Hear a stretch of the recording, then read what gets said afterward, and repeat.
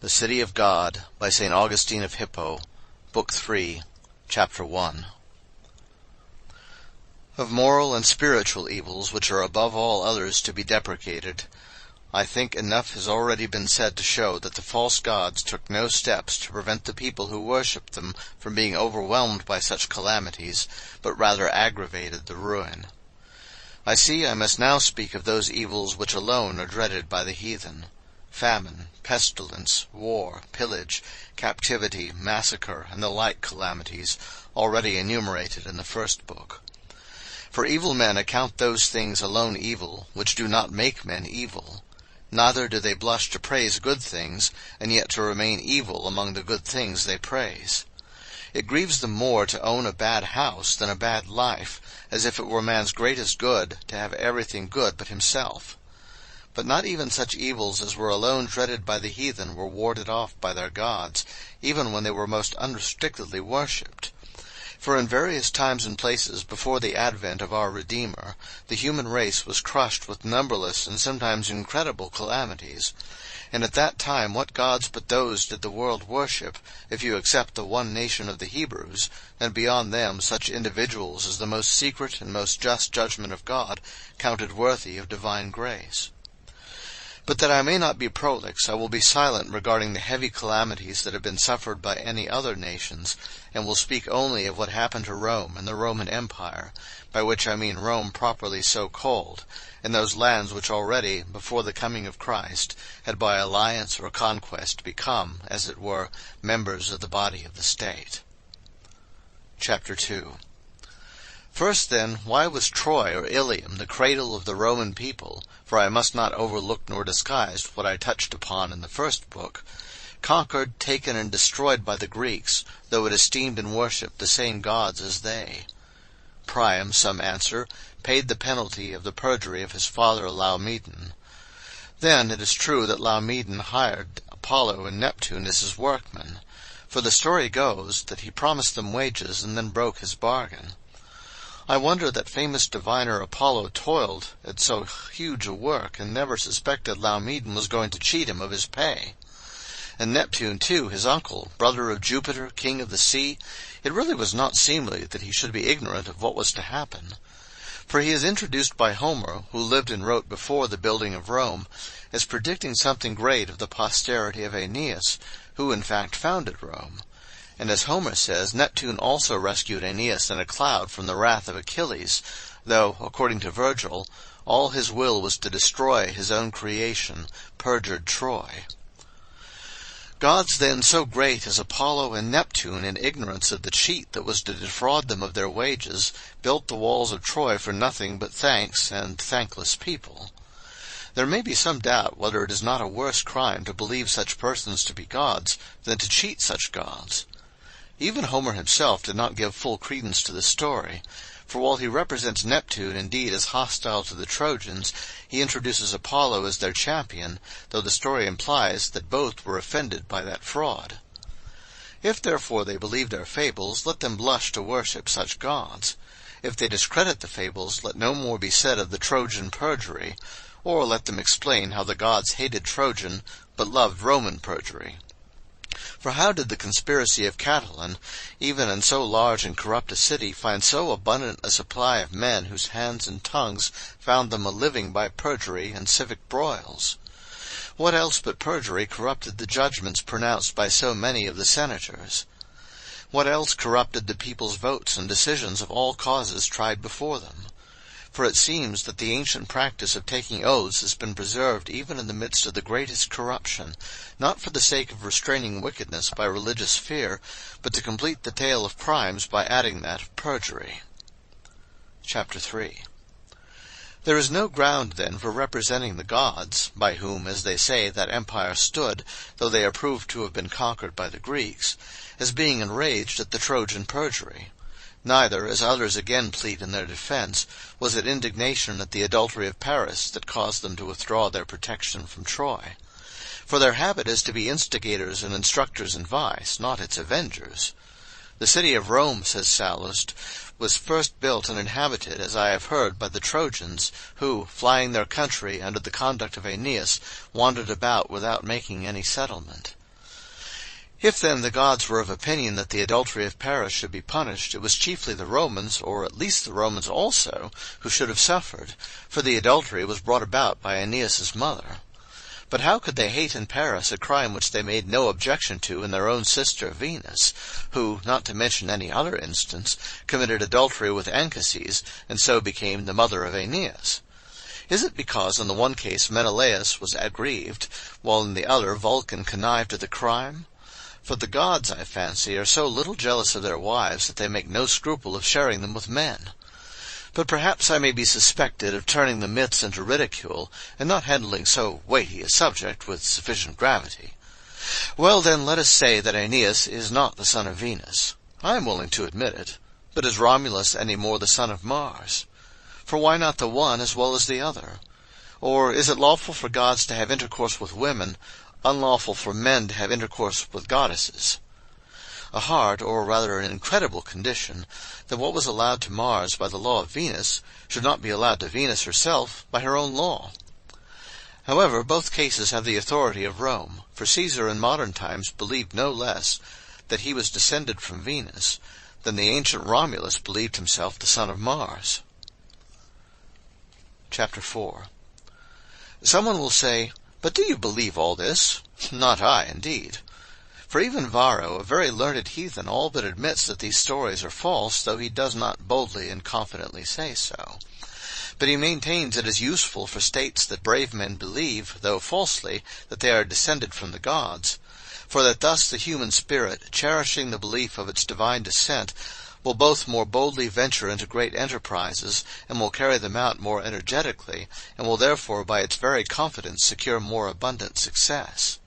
You see how wide a field is open to falsehood by this opinion of Varro's, which I have expressed as well as I could in my own words, and how comprehensible it is that many of the religions and sacred legends should be feigned in a community in which it was judged profitable for the citizens that lies should be told even about the gods themselves. Chapter 5. But whether Venus could bear Aeneas to a human father Anchises, or Mars beget Romulus of the daughter of Numitor, we leave as unsettled questions. For our own scriptures suggest the very similar question, whether the fallen angels had sexual intercourse with the daughters of men, by which the earth was at that time filled with giants, that is, with enormously large and strong men. At present, then, I will limit my discussion to this dilemma. If that which their books relate about the mother of Aeneas and the father of Romulus be true, how can the gods be displeased with men for adulteries, which, when committed by themselves, excite no displeasure? If it is false, not even in this case can the gods be angry that men should really commit adulteries, which, even when falsely attributed to the gods, they delight in. Moreover, if the adultery of Mars be discredited, that Venus also may be freed from the imputation, then the mother of Romulus is left unshielded by the pretext of a divine seduction. For Silvia was a Vestal priestess, and the gods ought to avenge this sacrilege on the Romans with greater severity than Paris's adultery and the Trojans. For even the Romans themselves in primitive times used to go so far as to bury alive any Vestal who was detected in adultery, while women unconsecrated, though they were punished, were never punished with death for that crime, and thus they more earnestly vindicated the purity of shrines they esteemed divine than of the human bed. Chapter 6. I add another instance. If the sins of men so greatly incensed those divinities that they abandoned Troy to fire and sword to punish the crime of Paris, the murder of Romulus's brother ought to have incensed them more against the Romans than the cajoling of a Greek husband moved them against the Trojans. Fratricide in a newly born city should have provoked them more than adultery in a city already flourishing.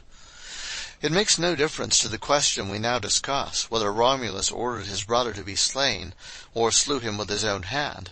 It is a crime which many shamelessly deny, many through shame doubt, many in grief disguise. And we shall not pause to examine and weigh the testimonies of historical writers on the subject. All agree that the brother of Romulus was slain, not by enemies, not by strangers. If it was Romulus who either commanded or perpetrated this crime, Romulus was more truly the head of the Romans than Paris of the Trojans. Why then did he who carried off another man's wife bring down the anger of the gods and the Trojans, while he who took his brother's life obtained the guardianship of those same gods? If, on the other hand, that crime was not wrought either by the hand or will of Romulus, then the whole city is chargeable with it, because it did not see to its punishment, and thus committed not fratricide but parricide, which is worse. For both brothers were the founders of that city, of which the one was by villainy prevented from being a ruler. So far as I see, then, no evil can be ascribed to Troy which warranted the gods in abandoning it to destruction, nor any good to Rome which accounts for the gods visiting it with prosperity, unless the truth be that they fled from Troy because they were vanquished, and betook themselves to Rome to practice their characteristic deceptions there. Nevertheless, they kept a footing for themselves in Troy, that they might deceive future inhabitants who repeopled these lands, while at Rome, by a wider exercise of their malignant arts, they exulted in more abundant honors. Chapter 7. And surely we may ask what wrong poor Ilium had done, that in the first heat of the civil wars of Rome it should suffer at the hand of Fimbria, the veriest villain among Marius's partisans, a more fierce and cruel destruction than the Grecian sack. For when the Greeks took it, many escaped, and many who did not escape were suffered to live, though in captivity. But Fimbria from the first gave orders that not a life should be spared, and burnt up together the city and all its inhabitants. Thus was Ilium requited, not by the Greeks, whom she had provoked by wrongdoing, but by the Romans, who had been built out of her ruins, while the gods, adored alike of both sides, did simply nothing, or, to speak more correctly, could do nothing. Is it then true that at this time also, after Troy had repaired the damage done by the Grecian fire, all the gods by whose help the kingdom stood forsook each fane, each sacred shrine? But if so, I ask the reason, for in my judgment the conduct of the gods was as much to be reprobated as that of the townsmen to be applauded. For these closed their gates against Fimbria, that they might preserve the city for Sylla, and were therefore burnt and consumed by the enraged general. Now up to this time Sylla's cause was the more worthy of the two, for till now he used arms to restore the republic, and as yet his good intentions had met with no reverses. What better thing, then, could the Trojans have done? What more honorable, what more faithful to Rome, or more worthy of her relationship, than to preserve their city for the better part of the Romans, and to shut their gates against a parricide of his country? It is for the defenders of the gods to consider the ruin which this conduct brought on Troy. The gods deserted an adulterous people, and abandoned Troy to the fires of the Greeks, that out of her ashes a chaster Rome might arise. But why did they a second time abandon this same town, allied now to Rome, and not making war upon her noble daughter, but preserving a most steadfast and pious fidelity to Rome's most justifiable faction? Why did they give her up to be destroyed, not by the Greek heroes, but by the basest of the Romans? Or if the gods did not favor Sylla's cause, for which the unhappy Trojans maintained their city, why did they themselves predict and promise Sylla such successes? Must we call them flatterers of the fortunate rather than helpers of the wretched? Troy was not destroyed, then, because the gods deserted it, for the demons, always watchful to deceive, did what they could. For when all the statues were overthrown and burnt together with the town, Livy tells us that only the image of Minerva is said to have been found standing uninjured amidst the ruins of her temple, not that it might be said in their praise, the gods who made this realm divine, but that it might not be said in their defense, they are gone from each fane, each sacred shrine. For that marvel was permitted to them, not that they might be proved to be powerful, but that they might be convicted of being present. Chapter 8.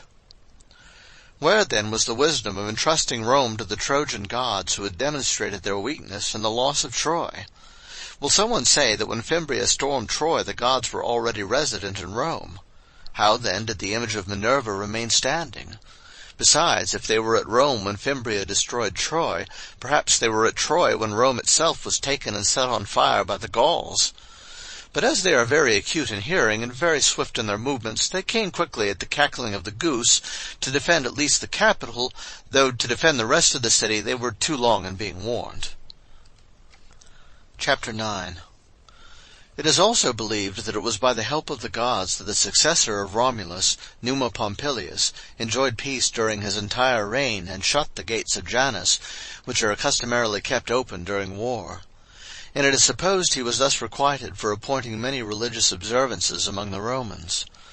Certainly that king would have commanded our congratulations for so rare a leisure, had he been wise enough to spend it on wholesome pursuits, and, subduing a pernicious curiosity, had sought out the true God with true piety.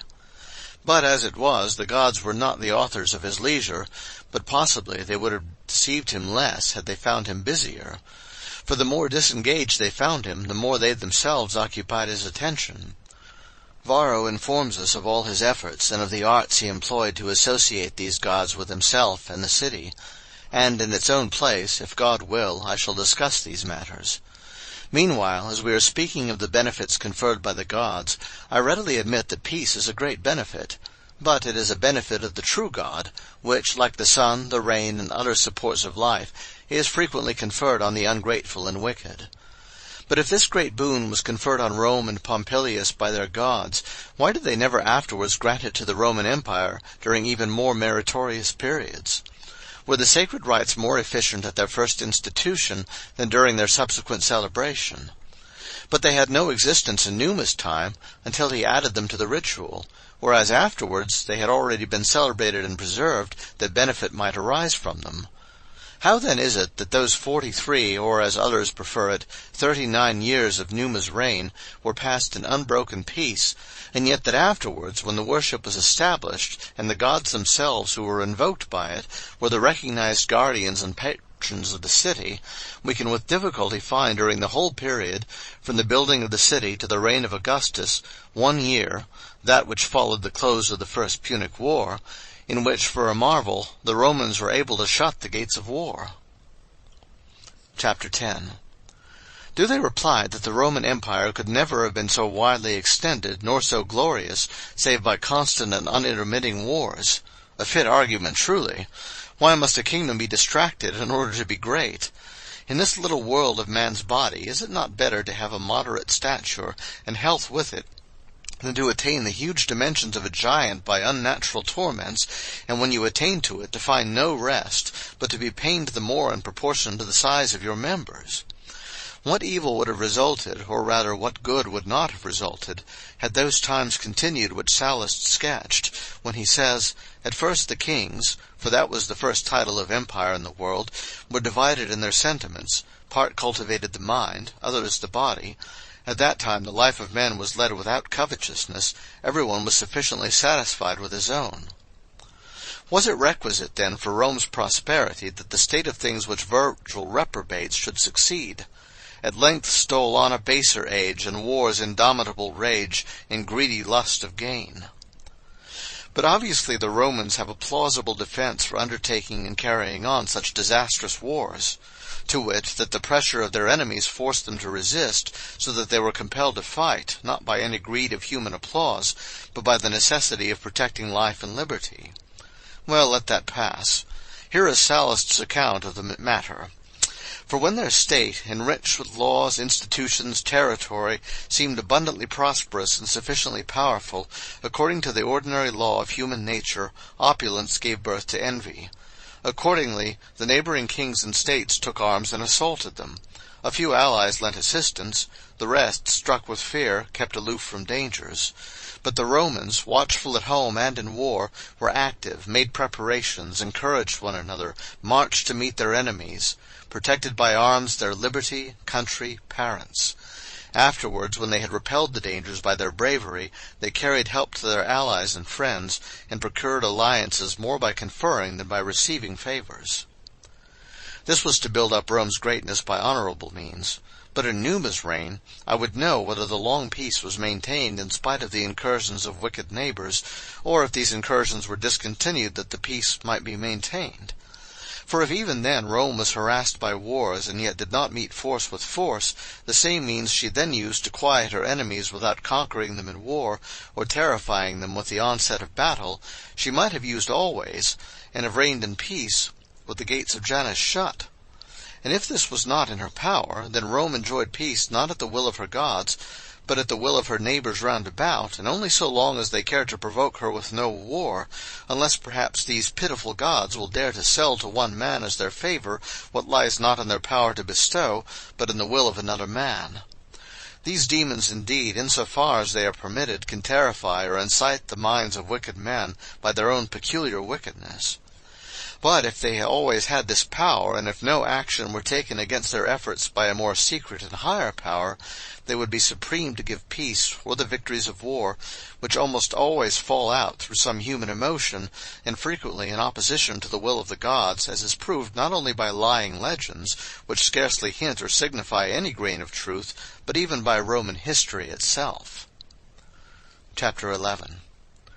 And it is still this weakness of the gods which is confessed in the story of the Cuman Apollo, who is said to have wept for 4 days during the war with the Achaeans and King Aristonicus. And when the augurs were alarmed at the portent, and had determined to cast the statue into the sea, the old men of Cumae interposed, and related that a similar prodigy had occurred to the same image during the wars against Antiochus and against Perseus, and that by a decree of the Senate gifts had been presented to Apollo, because the event had proved favorable to the Romans. Then soothsayers were summoned, who were supposed to have greater professional skill, and they pronounced that the weeping of Apollo's image was propitious to the Romans, because Cumae was a Greek colony, and that Apollo was bewailing, and thereby presaging, the grief and calamity that was about to light upon his own land of Greece, from which he had been brought. Shortly afterwards it was reported that King Aristonicus was defeated and made prisoner, a defeat certainly opposed to the will of Apollo, and this he indicated by even shedding tears from his marble image. And this shows us that, though the verses of the poets are mythical, they are not altogether devoid of truth, but describe the manners of the demons in a sufficiently fit style. For in Virgil Diana mourned for Camilla, and Hercules wept for Pallas doomed to die. This is perhaps the reason why Numa Pompilius, too, when enjoying prolonged peace, but without knowing or inquiring from whom he received it, he began in his leisure to consider to what gods he should entrust the safe-keeping and conduct of Rome, and not dreaming that the true, almighty, and most high God cares for earthly affairs, but recollecting only that the Trojan gods which Aeneas had brought to Italy had been able to preserve neither the Trojan nor Lavinian kingdom founded by Aeneas himself, concluded that he must provide other gods as guardians of fugitives and helpers of the weak, and add them to those earlier divinities who had either come over to Rome with Romulus, or when Alba was destroyed. Chapter 12. But though Pompilius introduced so ample a ritual, yet did not Rome see fit to be content with it. For as yet Jupiter himself had not his chief temple, it being King Tarquin who built the Capitol. And Aesculapius left Epidaurus for Rome, that in this foremost city he might have a finer field for the exercise of his great medical skill. The mother of the gods, too, came I know not whence from Picenans, it being unseemly that, while her son presided on the Capitoline hill, she herself should lie hid in obscurity. But if she is the mother of all the gods, she not only followed some of her children to Rome, but left others to follow her. I wonder, indeed, if she were the mother of Cynocephalus, who a long while afterwards came from Egypt. Whether also the goddess Fever was her offspring is a matter for her grandson Aesculapius to decide. But of whatever breed she be, the foreign gods will not presume, I trust, to call the goddess base-born who is a Roman citizen. Who can number the deities to whom the guardianship of Rome was entrusted? Indigenous and imported, both of heaven, earth, hell, seas, fountains, rivers, and, as Varro says, gods certain and uncertain, male and female, for as among animals, so among all kinds of gods there are these distinctions. Rome, then, enjoying the protection of such a cloud of deities, might surely have been preserved from some of those great and horrible calamities, of which I can mention but a few. For by the great smoke of her altars she summoned to her protection as by a beacon fire a host of gods, for whom she appointed and maintained temples, altars, sacrifices, priests, and thus offended the true and most high God, to whom alone all this ceremonial is lawfully due. And indeed she was more prosperous when she had fewer gods, but the greater she became, the more gods she thought she should have, as the larger ship needs to be manned by a larger crew. I suppose she despaired of the smaller number, under whose protection she had spent comparatively happy days, being able to defend her greatness. For even under the kings, with the exception of Numa Pompilius, of whom I have already spoken, how wicked a contentiousness must have existed to occasion the death of Romulus's brother. Chapter 13. How is it that neither Juno, who with her husband Jupiter even then cherished Rome's sons, the nation of the gown, nor Venus herself could assist the children of the loved Aeneas to find wives by some right and equitable means. For the lack of this entailed upon the Romans the lamentable necessity of stealing their wives, and then waging war with their fathers-in-law, so that the wretched women, before they had recovered from the wrong done them by their husbands, were dowried with the blood of their fathers. But the Romans conquered their neighbors. Yes, but with what wounds on both sides, and with what sad slaughter of relatives and neighbors. The war of Caesar and Pompey was the contest of only one father-in-law with one son-in-law, and before it began, the daughter of Caesar, Pompey's wife, was already dead.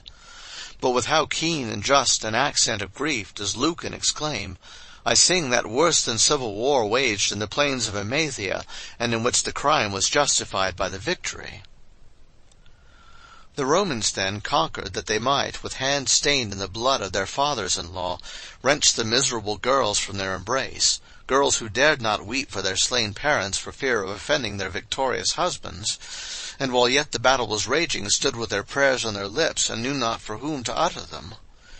Such nuptials were certainly prepared for the Roman people not by Venus, but Bellona, or possibly that infernal fury Alecto had more liberty to injure them, now that Juno was aiding them, than when the prayers of that goddess had excited her against Aeneas. Andromache in captivity was happier than these Roman brides. For though she was a slave, yet after she had become the wife of Pyrrhus, no more Trojans fell by his hand. But the Romans slew in battle the very fathers of the brides they fondled. Andromache, the victor's captive, could only mourn, not fear, the death of her people. The Sabine women, related to men still combatants, feared the death of their fathers when their husbands went out to battle, and mourned their death as they returned, while neither their grief nor their fear could be freely expressed. For the victories of their husbands, involving the destruction of fellow townsmen, relatives, brothers, fathers, caused either pious agony or cruel exultation. Moreover, as the fortune of war is capricious, some of them lost their husbands by the sword of their parents, while others lost husband and father together in mutual destruction. For the Romans by no means escaped with impunity, but they were driven back within their walls, and defended themselves behind closed gates. And when the gates were opened by guile, and the enemy admitted into the town, the forum itself was the field of a hateful and fierce engagement of fathers-in-law and sons-in-law. The ravishers were indeed quite defeated, and flying on all sides to their houses, sullied with new shame their original shameful and lamentable triumph. It was at this juncture that Romulus, hoping no more from the valor of his citizens, prayed Jupiter that they might stand their ground, and from this occasion the god gained the name of Stator. But not even thus would the mischief have been finished, had not the ravished women themselves flashed out with dishevelled hair, and cast themselves before their parents, and thus disarmed their just rage, not with the arms of victory, but with the supplications of filial affection. Then Romulus, who could not brook his own brother as a colleague, was compelled to accept Titus Tatius, king of the Sabines, as his partner in the throne. But how long would he who misliked the fellowship of his own twin brother endure a stranger? So, Tatius being slain, Romulus remained sole king that he might be the greater god. See what rites of marriage these were that fomented unnatural wars. These were the Roman leagues of kindred, relationship, alliance, religion. This was the life of the city so abundantly protected by the gods. You see how many severe things might be said on this theme, but our purpose carries us past them, and requires our discourse for other matters. Chapter 14. But what happened after Numa's reign, and under the other kings, when the Albans were provoked into war, with sad results not to themselves alone, but also to the Romans? The long peace of Numa had become tedious, and with what endless slaughter and detriment of both states did the Roman and Alban armies bring it to an end. For Alba, which had been founded by Ascanius, son of Aeneas, and which was more properly the mother of Rome than Troy herself, was provoked to battle by Tullus Hostilius, king of Rome, and in the conflict both inflicted and received such damage that at length both parties wearied of the struggle. It was then devised that the war should be decided by the combat of 3 twin brothers from each army. From the Romans the 3 Horatii stood forward, and from the Albans the 3 Curiatii. 2 of the Horatii were overcome and disposed of by the Curiatii, but that by the remaining Horatius the 3 Curiatii were slain. Thus Rome remained victorious, but with such a sacrifice that only one survivor returned to his home. Whose was the loss on both sides? Whose the grief? But of the offspring of Aeneas, the descendants of Ascanius, the progeny of Venus, the grandsons of Jupiter. For this, too, was a worse than civil war, in which the belligerent states were mother and daughter. And to this combat of the three twin brothers there was added another atrocious and horrible catastrophe. For as the two nations had formerly been friendly, being related and neighbors, the sister of the Horatii had been betrothed to one of the Curiatii, and she, when she saw her brother wearing the spoils of her betrothed, burst into tears, and was slain by her own brother in his anger. To me this one girl seems to have been more humane than the whole Roman people.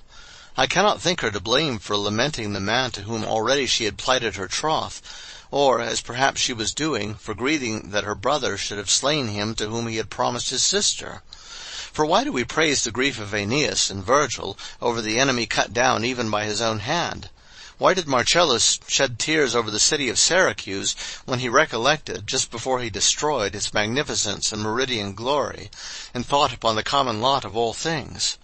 I demand, in the name of humanity, that if men are praised for tears shed over enemies conquered by themselves, a weak girl should not be counted criminal for bewailing her lover slaughtered by the hand of her brother. While, then, that maiden was weeping for the death of her betrothed inflicted by her brother's hand, Rome was rejoicing that such devastation had been wrought on her mother's state, and that she had purchased a victory with such an expenditure of the common blood of herself and the Albans. Why allege to me the mere names and words of glory and victory? Tear off the disguise of wild delusion, and look at the naked deeds. Weigh them naked, judge them naked. Let the charge be brought against Alba as Troy was charged with adultery. There is no such charge, none like it found. The war was kindled only in order that there might sound in languid ears the cry of Tullus and of victory.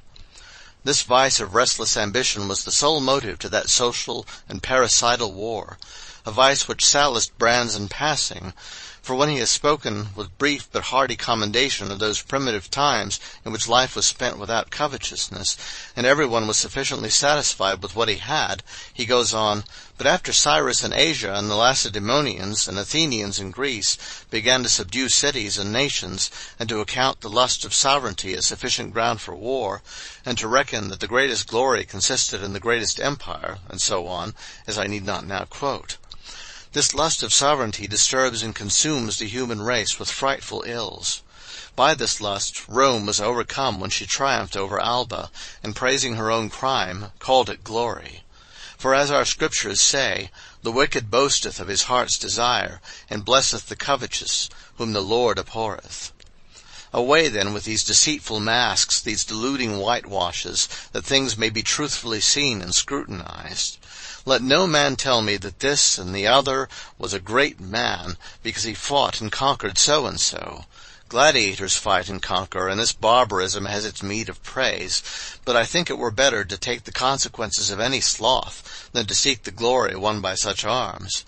And if two gladiators entered the arena to fight, one being father, the other his son, who would endure such a spectacle? Who would not be revolted by it?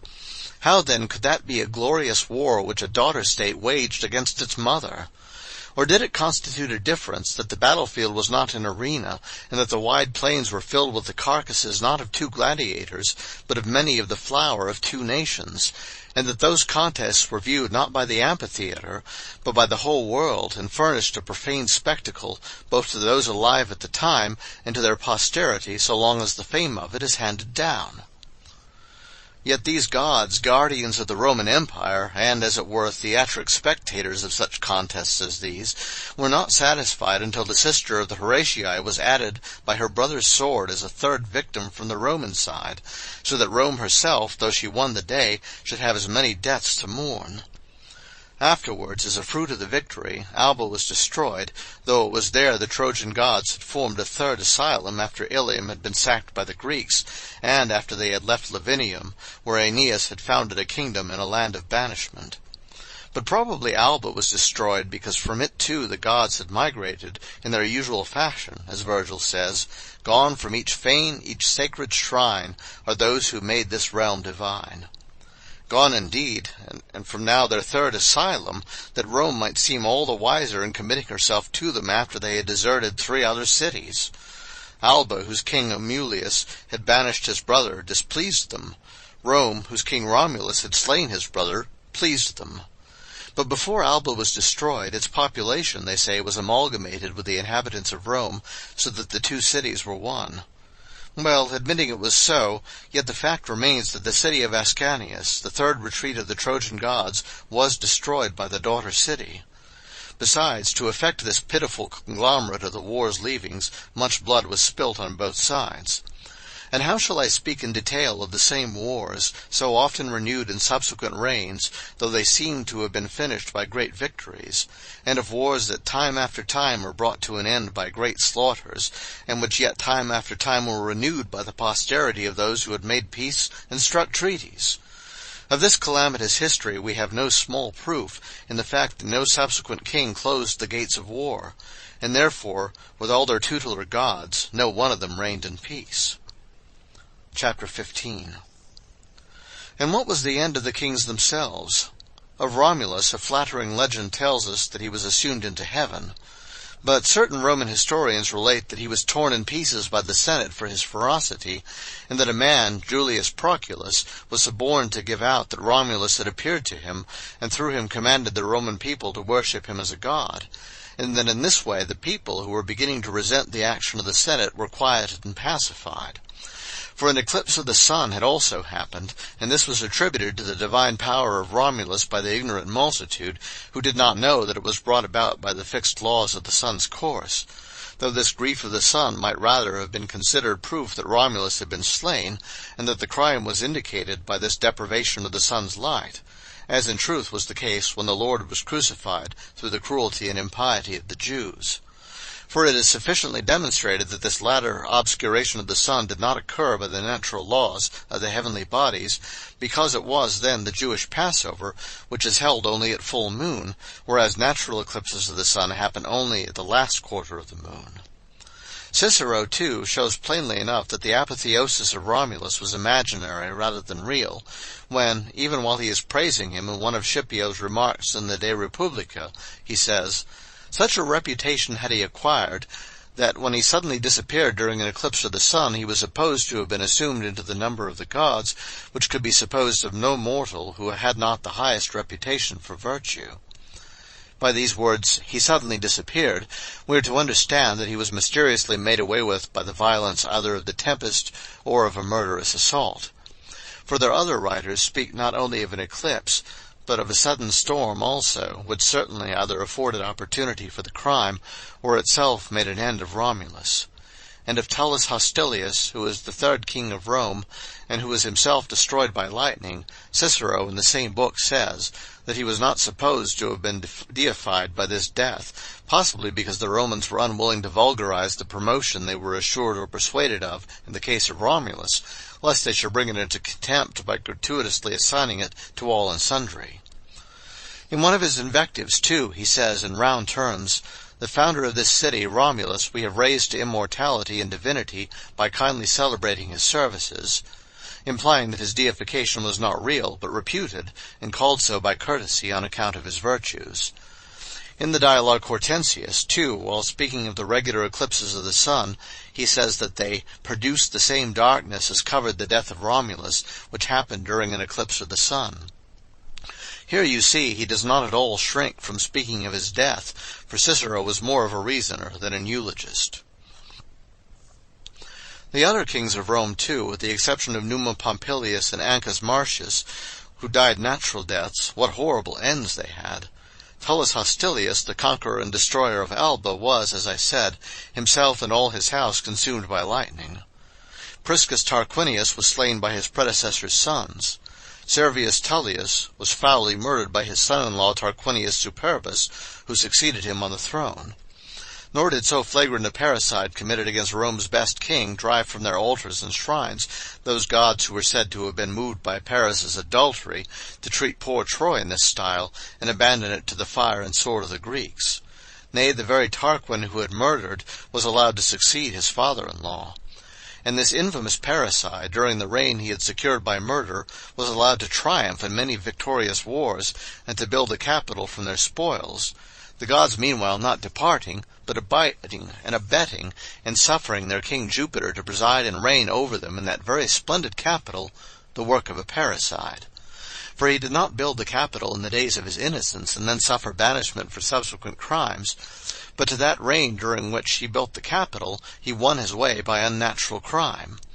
And when he was afterwards banished by the Romans and forbidden the city, it was not for his own but in his son's wickedness, in the affair of Lucretia, a crime perpetrated not only without his cognizance, but in his absence.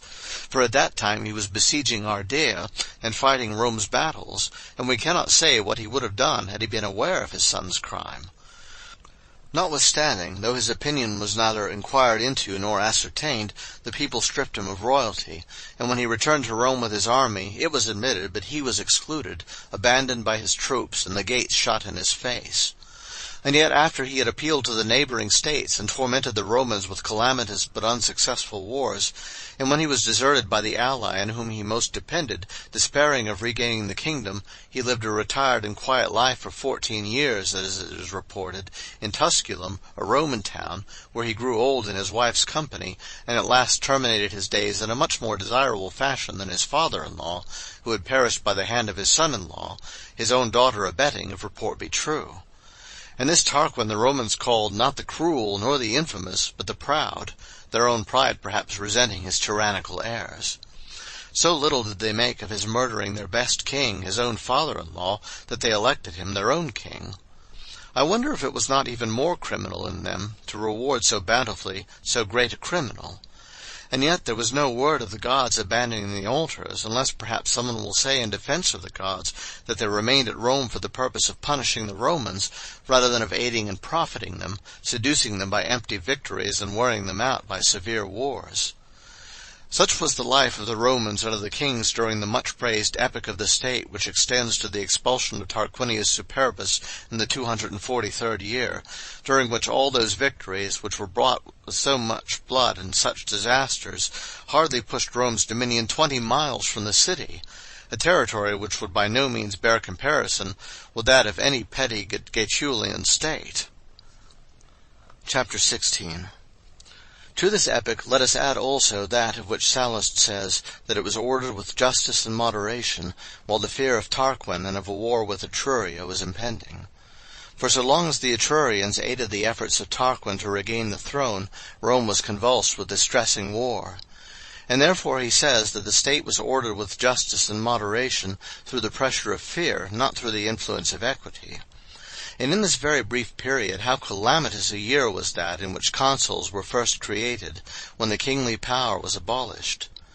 They did not fulfill their term of office, for Junius Brutus deprived his colleague Lucius Tarquinius Collatinus, and banished him from the city, and shortly after he himself fell in battle, at once slaying and slain, having formerly put to death his own sons and his brothers-in-law, because he had discovered that they were conspiring to restore Tarquin. It is this deed that Virgil shudders to record, even while he seems to praise it. For when he says, "And call his own rebellious seed for menaced liberty to bleed," he immediately exclaims, "Unhappy father, howsoe'er the deed be judged by after days." That is to say, let posterity judge the deed as they please, let them praise and extol the father who slew his sons, he is unhappy. And then he adds, as if to console so unhappy a man, "His country's love shall all o'erbear an unextinguished thirst of praise." In the tragic end of Brutus, who slew his own sons, and though he slew his enemy, Tarquin's son, yet could not survive him, but was survived by Tarquin the elder, does not the innocence of his colleague Collatinus seem to be vindicated, who, though a good citizen, suffered the same punishment as Tarquin himself when that tyrant was banished? For Brutus himself is said to have been a relative of Tarquin. But Collatinus had the misfortune to bear not only the blood, but the name of Tarquin. To change his name, then, not his country, would have been his fit penalty, to abridge his name by this word and be called simply Lucius Collatinus. But he was not compelled to lose what he could lose without detriment, but was stripped of the honor of the first consulship and was banished from the land he loved. Is this, then, the glory of Brutus, this injustice, alike detestable and profitless to the Republic? Was it to this he was driven by his country's love and unextinguished thirst of praise? When Tarquin the tyrant was expelled, Lucius Tarquinius Collatinus, the husband of Lucretia, was created consul along with Brutus. How justly the people acted in looking more to the character than the name of a citizen! How unjustly Brutus acted in depriving of honor and country his colleague in that new office, whom he might have deprived of his name if it were so offensive to him. Such were the ills, such the disasters, which fell out when the government was ordered with justice and moderation. Lucretius, too, who succeeded Brutus, was carried off by disease before the end of that same year. So P. Valerius, who succeeded Collatinus, and M. Horatius, who filled the vacancy occasioned by the death of Lucretius, completed that disastrous and funereal year which had 5 consuls. Such was the year in which the Roman Republic inaugurated the new honor and office of the consulship. End of Book 1, Chapters 1 through 16. Recording by Darren L. Slider, Fort Worth, Texas, www.logoslibrary.org.